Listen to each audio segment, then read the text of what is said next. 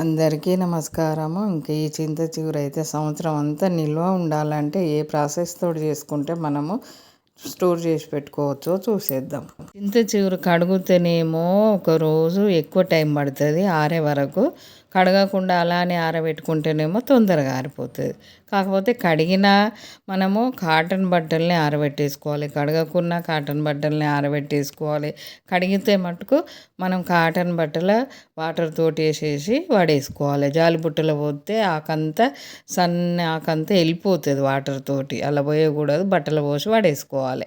మంచిగా తేమ లేకుండా ఆరబెట్టేసుకోవాలి, నీడల్నే ఆరబెట్టుకోవాలి.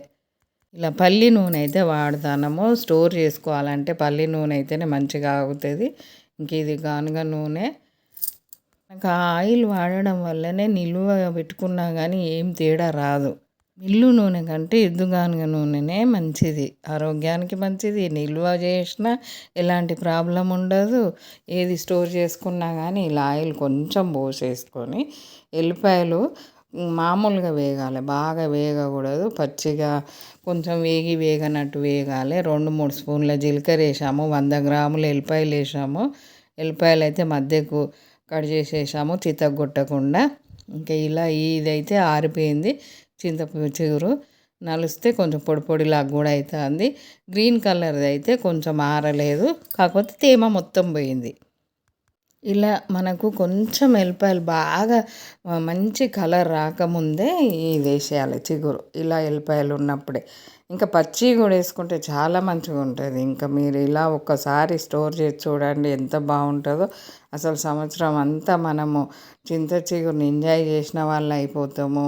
ఆరోగ్యానికి కూడా పిల్లలకు ఇప్పుడు ఈ సీజన్లో ఏది వచ్చినా కానీ పాత రోజుల్లాగా స్టోర్ చేసి పెట్టుకొని ఇలా మధ్య మధ్యలో వాడుకోవడం వల్ల చాలా మంచిది. ఒకటేసారి సీజన్లో వాడేసి ఊరుకున్న దానికన్నా కూడా మధ్య మధ్యలో వాడితే చాలా మంచిది.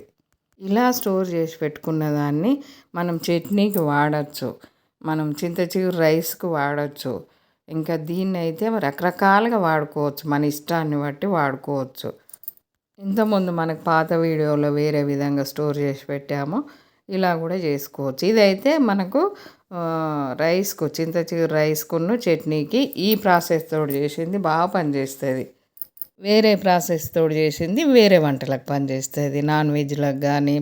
ఇది పప్పులో కూడా వేసుకోవచ్చు, ఇది పప్పులో వేసుకోవచ్చు, రైస్కి వాడుకోవచ్చు, చట్నీకి వాడుకోవచ్చు ఈ ప్రాసెస్. ఇలా కొంచెం వేగిన తర్వాత మనకు పచ్చిమిర్చి వేసుకోవాలి. పచ్చిమిర్చి మామూలుగా ఆయిల్లో వేయకుండా ఇప్పుడే వేసుకోవాలి. వేసుకొని దానిపైన సాల్ట్ వేసేయాలి. పచ్చిమిర్చి మీద మంచిగా పట్టుకుంటుంది పచ్చిమిర్చికి సాల్టు. పసుపు కూడా వేసేసి మంచిగా పచ్చిమిర్చిని అటు ఇటు కలిపేసి మధ్యలోనే పెట్టేసుకొని మీదకి వెళ్ళి చింత చిగురు వేసేస్తే పచ్చిమిర్చి మంచిగా ఉమ్మగిలిపోతాయి. ఈ చింత చిగురులో ఈ పచ్చిమిర్చి ఊరైతే మధ్య మధ్యలో ఉత్త పచ్చిమిర్చి తీసుకొని కూడా మనం రైస్లో వేసుకొని తినచ్చు, చాలా బాగుంటుంది. మళ్ళీ మనం పచ్చడి చేసేటప్పుడు కానీ రైస్ చేసేటప్పుడు కానీ ఇది ఇలా చేసుకొని స్టోర్ చేసి పెట్టేసుకొని మళ్ళీ మనం పచ్చడి చేసుకునేటప్పుడు అప్పటికప్పుడు మళ్ళీ పచ్చిమిర్చి వేపుకోవడము, శనగపప్పు, మినపప్పు, జీలకర్ర, ఆవాలు అన్నీ వేపుకొని పచ్చడి చేసేసుకోవచ్చు. ఈ ముద్దను కొంచెం వేసేసుకొని ఎండుమిర్చితో చేసుకోవాలన్నా కానీ ఈ చింత చిగురు ముద్దను కొంచెం తీసేసుకొని మళ్ళీ ఎండుమిర్చి, ధనియాలు, జీలకర్ర అన్నీ వేంపేసుకొని మళ్ళీ పచ్చడి చేసుకోవచ్చు. రకరకాలు చేసుకోవచ్చు. ఇంత కష్టపడడం ఎందుకంటే ఇంక ఇది మధ్య మధ్యలో దొరకదు కాబట్టి మనము ఎప్పుడు ఒకేసారి ఒక 15 రోజులు, నెల రోజులు వాడి ఊరుకోకుండా మనకు సంవత్సరం అంతా మధ్య మధ్యలో నెలకు ఒకసారో 15 రోజులకు ఒకసారో మనము ఎలా వాడుకోవాలనుకుంటే అలా వాడుకోవచ్చు. చింత చిగురు తిన్న వాళ్ళం అయిపోతాము, ఆరోగ్యానికి మంచిది. ఇలా వేగింది మనకు నలిస్తే ఇలా పొడి పొడి అయిపోతూ ఉన్నది.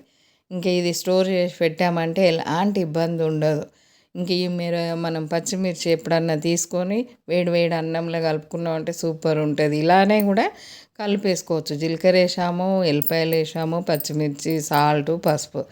ఇంక ఊరికేనే ఇలా కూడా మనము వేడి అన్నంలో కొంచెం ఒక స్పూన్ వేసుకొని ఒక పచ్చిమిర్చి వేసుకొని నెయ్యి వేసుకొని కలుపుకున్నామంటే ఆహా ఏం రుచి ఉంటుందంటే అంత రుచి ఉంటుంది అన్నం. ఇది స్టోర్ చేయడం మటుకు గాజు బాటిల్లో పోసి ఎత్తి పెట్టుకోవాలి. గాజు బాటిల్లో మామూలుగా ప్లాస్టిక్ దాంట్లో ఎత్తిన దానికంటే కూడా గాజు బాటిల్లో ఎత్తుకుంటే చాలా బాగుంటుంది. ఇప్పుడు దీన్ని మనము వేడన్నంలో ఇప్పుడు వేసుకొని తినొచ్చు. స్టోర్ చేసి పెట్టుకొని కూడా మనకి ఎప్పుడు కొంచెం నాలుక మంచిగా లేనప్పుడు, జ్వరం వచ్చినప్పుడు ఇట్లా కొంచెం ఒక స్పూన్ పొడి అన్నంలో వేసేసుకొని తినొచ్చు. లైక్ చేయండి, షేర్ చేయండి.